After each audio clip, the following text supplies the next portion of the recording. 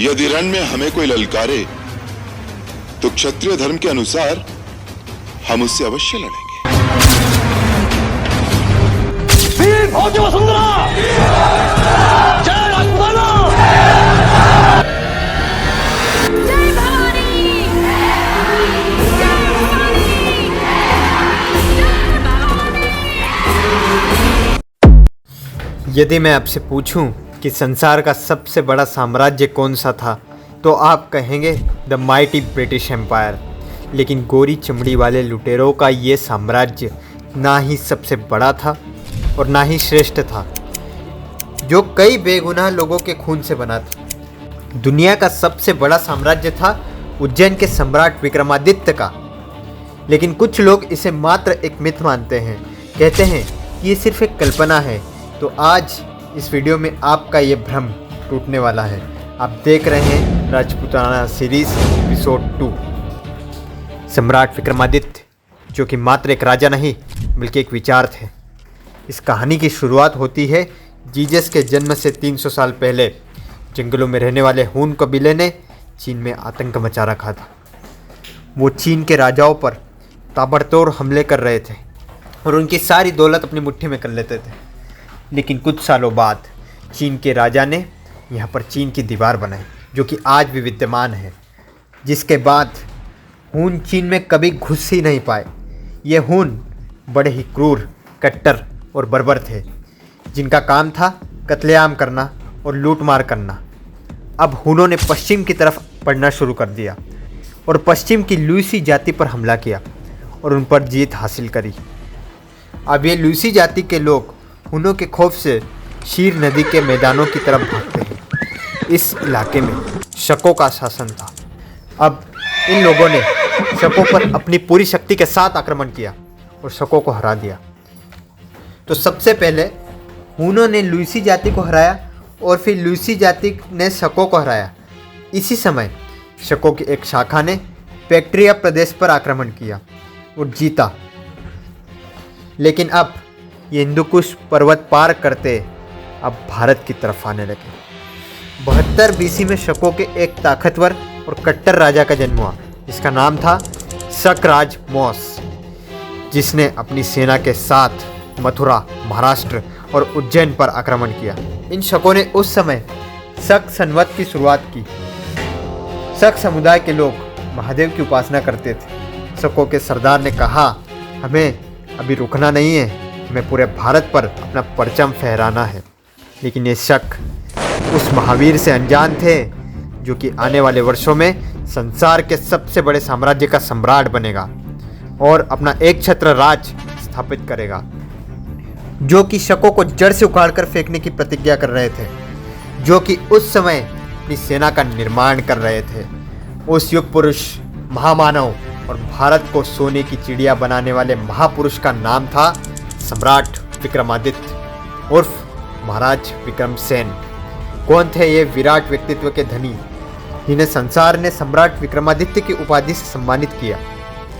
विक्रमादित्य की कहानी की शुरुआत होती है महाकाल नगरी उज्जैन से, जहाँ पर आज से 2500 साल पहले विराजमान थे सम्राट विक्रमादित्य। जब शकों का हमला उज्जैन पर हुआ तो वहाँ सिंहासन पर विक्रमादित्य के पिता विराजमान थे। उस समय शकों ने उज्जैन को जीत लिया था और इनके पिता को बुरी तरह से अपमानित किया। तब वहाँ पर छोटे विक्रम प्रतिशोध की ज्वाला में जल रहे थे। उस समय इनके बड़े भाई वर्तुहरि मालवा के राजा थे, लेकिन कुछ समय के पश्चात उन्होंने वैराग्य धारण कर लिया। लेकिन तब तक सम्राट विक्रमादित्य एक शक्तिशाली योद्धा बन चुके थे। सारी अस्त्र शस्त्र विद्याओं में निपुण विक्रमादित्य अब तैयार थे शकों से पिता के अपमान का बदला लेने के लिए। मालवा के राजा बनते हैं राजा विक्रमादित्य। राजा बनते ही सम्राट ने शकों के खिलाफ युद्ध का ऐलान कर दिया। विक्रमादित्य की सेना शकों की बस्ती पर काल बनकर टूट पड़ी और देखते ही देखते उन्होंने मालवा से शकों का पूर्ण रूप से नाश कर दिया। और यही समय था जब शुरुआत हुई विक्रम संवत की। और अब सम्राट विक्रमादित्य ने संपूर्ण भारत से शकों के विनाश की प्रतिज्ञा की और एक मजबूत सेना का गठन करते हैं और उस सेना का नाम था भैरव सेना। भारत के कोने कोने में बने शिव मंदिरों में भैरव सेना बनाई गई। कहते हैं कि ये भैरव सेना काल का दूसरा रूप थी, जो कि अत्यंत ही ताकतवर और शत्रु पर काल बनकर टूट पड़ती थी, जिनका युद्ध में एकमात्र लक्ष्य था विजय। इस भैरव सेना के साथ सम्राट विक्रमादित्य भारत भूमि को विदेशियों से मुक्त कराने के लिए युद्ध अभियान चलाते हैं। और अब समय आता है महाकुंभ का, जो कि उज्जैन में हुआ। तब भारत के कोने कोने से भैरवी सेना उज्जैन पहुंचती है। तब भैरव सेना वहाँ स्नान करती है और महाकुंभ का स्नान समाप्त होते ही भैरव सेना शकों पर काल बनकर टूट पड़ती है। भैरव सेना ने 10 दिशाओं से शकों का संपूर्ण नाश कर दिया और चारों तरफ विजय पताका लहराई और भारत को शकों के आतंक से मुक्त किया। और इन 40 से 50 वर्षों में राजा विक्रमसेन अखंड भारत का निर्माण करके बने सम्राट विक्रमादित्य। अरब तक फैला था सम्राट विक्रमादित्य का साम्राज्य, जिसका वर्णन मिलता है हमको भविष्य पुराण और स्कंद पुराण में। उस समय इनका साम्राज्य ईरान, इराक और अरब तक फैला हुआ था और उस कालखंड में समस्त संसार के लोग उनके नाम से काफ़ी अच्छी तरह से परिचित थे।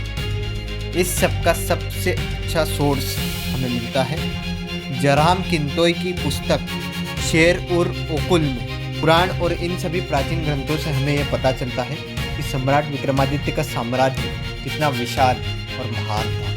टर्की के इस्तांबुल शहर की ऐतिहासिक लाइब्रेरी मकतबे सुल्तानिया में एक ऐतिहासिक ग्रंथ है, जिसमें सम्राट विक्रमादित्य से जुड़ा एक शिलालेख है, जिसमें लिखा है कि वो बड़े ही भाग्यशाली थे जिनका जन्म सम्राट विक्रमादित्य के कालखंड में हुआ, जिन्होंने राजा विक्रम के राज्य में जीवन व्यतीत किया। वह एक दयालु और न्यायप्रिय राजा थे। उन्होंने अपने देश से विद्वानों को हमारे देश में भेजा ताकि भारत के ज्ञान की ज्योति हमारे देश में भी फैल सके। और उसी किताब में लिखा है कि जहाँ विक्रमादित्य की सेना का आक्रमण होता था, वहाँ पर शत्रुओं के लाशों के ढेर लग जाते थे। उनके डर से ही शत्रु मैदान छोड़कर भागने लगते थे। तब मौत का दूसरा नाम और खौफ का दूसरा नाम है सम्राट विक्रमादित्य। रोम के शासक को बंदी बनाया। क्रम संवत 24 को राजा विक्रमादित्य ने अपनी विजय पताका को रोम तक लहराया था, जहाँ से राजा जूलियस सीजर को उज्जैन लाया गया और उनको पूरे नगर में घुमाया गया। और रोम में भी इस घटना का उल्लेख है। वह कहते हैं कि समुद्र तरफ से आई विशाल सेना ने हमारे राजा का अपहरण कर लिया था। लेकिन दोस्तों, आखिर इतने महान राजा का इतिहास पढ़े तो कहाँ से पढ़े? ये हमारे देश का दुर्भाग्य है कि इस महापुरुष का इतिहास हमें कभी भी पढ़ाया नहीं गया। मुश्किल से 1% लोगों को ही सम्राट विक्रमादित्य के इतिहास के बारे में सही से पता हो। इस वीडियो को देख रहे बहुसंख्यक लोगों ने ये नाम और इनका योगदान आज पहली बार सुना होगा, लेकिन कोई बात नहीं। इसीलिए हम लाए हैं राजपूताना सीरीज, और छत्रपति शिवाजी महाराज के लिए हम लाए हैं छत्रपति सीरीज, ताकि आप जाने कि आपकी नसों में किन वीरों का खून दौड़ता है और किन के कारण आप खुली हवा में आजादी से सांस ले पा रहे हैं। मिलते हैं अगले एपिसोड में, तब तक के लिए हर हर महादेव।